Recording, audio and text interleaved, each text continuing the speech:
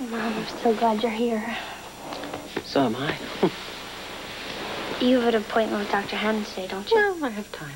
Besides, I think I'd like to hear a little bit more about how you feel you're not growing up. No, I am growing up. I keep on getting taller, right? It's so beautiful. I just don't feel like I'm doing it the right way, you know? In what way? I don't know. I feel like I'm retarded or something. No, not retarded, but like socially retarded. You know what I mean? Not quite yet, no.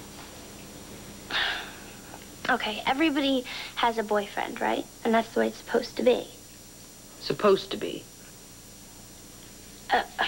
And you want to be with him, right? That's totally normal. Normal? Wait a minute, are you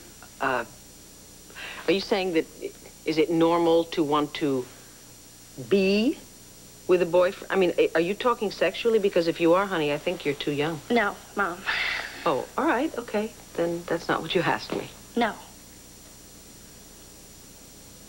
Kind of.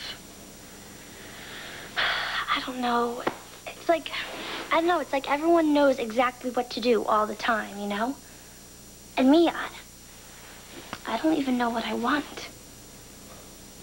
No, I mean, I know what I want, but I just... Forget it, Mom. I can't believe I'm even talking to you about this. You know something? You're doing just fine. Let me see if I got this straight, okay? You want to know if it's normal to want to kiss a boy and to be close to him. Yes. Yes. It's normal, okay? I don't, however, think that there is a set age at which you start having sex, okay? No. And even as far as kissing a boy goes, I think you have to go at your own pace. Yeah, my own retarded pace. Oh, Jessie. You know, in many ways, you grew up a lot faster than any of your friends, and in those ways, you are wise beyond your years. Yeah, right. I'm a genius. Well, honey, look at a lot of the things that you had to go through the last couple of years. Your parents got divorced. That made you grow up a lot faster than you ever wanted to, didn't it? Yeah, I guess. Yeah, it did. Believe me, it did. You had to face a lot of sadness and a lot of hard truths. And then, at a time when you really needed me to be around for you, I got sick and I wasn't there for you. And I do know how hard that was on you. And as a result, you're much more mature in some ways. Just don't feel that, you know, you have to grow up so fast where boyfriends are concerned. Honey, you have to do these things in your own time. You have to do what's right for you, okay? Trust your instincts. You have very good instincts. And above all, don't let anyone ever pressure you into doing something that you don't think is right, that you don't think you should, or you don't think you're ready for. Mom, nobody's doing that to me. Well, then don't pressure yourself. Believe me, you have the rest of your life to feel pressure. Gee, thanks. You know what you have to do? You have to enjoy your life the way it is now. You have to enjoy being a teenager. Don't let anyone rob you of these years, honey. Don't let anyone take away the freedom and the innocence of these years, because believe me, once they're gone, you don't ever get them back. You have time to study the world around you now. You can find out who you are, inside and outside. Find out what you want before you let somebody else tell you what you want. Honey, there's so much time ahead of you for you to deal with all the responsibilities of commitment and boyfriends. I promise you.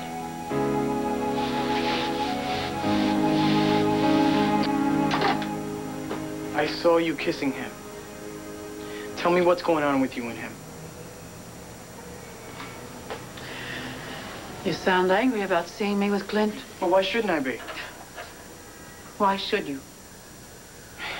Look, Ma, I know he stuck around when Antonio got stabbed and all that, but... Your father's been gone for a long time now. Christian. I know. She said, you always told me that the only man you would ever love would be Bob. I know. Christian, I'm as surprised as you are about Clint. And we're really just starting to get to know each other. But just because you've never seen me in this situation before, Christian, it doesn't mean that I've changed.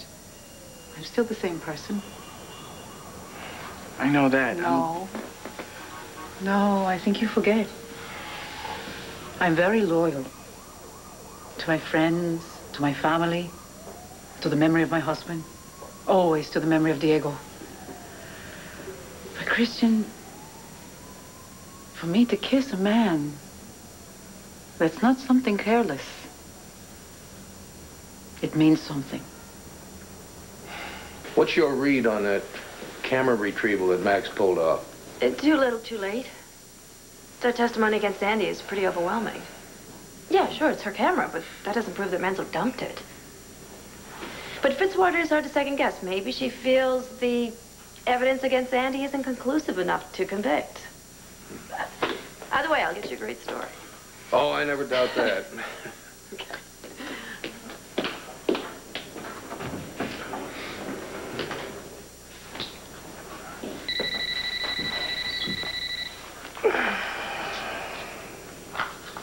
Yellow. Clint? Oh, Carlotta. I'm sorry to disturb you. Well, you're not. What's up? I didn't know who else to call. And how do you know that? It has the LPD imprint underneath it. I logged it out in the record book.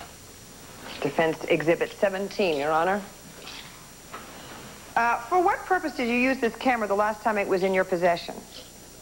To photograph Nick Manzo selling the stolen goods from the police impound. There's no film in the camera. No. What happened to it? Manzo caught me with the camera, and he made me expose the film and throw it in the river. And then he made me throw the camera in as well. In order to destroy the evidence against him. Objection. No foundation cause for speculation. Sustained. Why did you throw the camera and the film into the river? Manzo made me. He was holding a gun on me. Thank you. Your witness?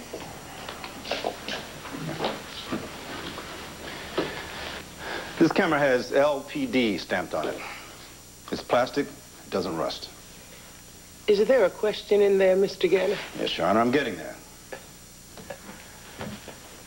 Miss Harrison, would you say that there's any way to tell how long this camera was in the river? Objection, Your Honor, beyond the scope of this witness's expertise.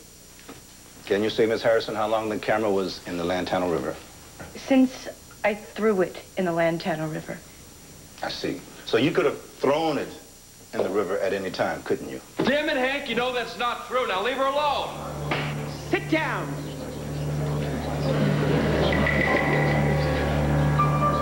For the question,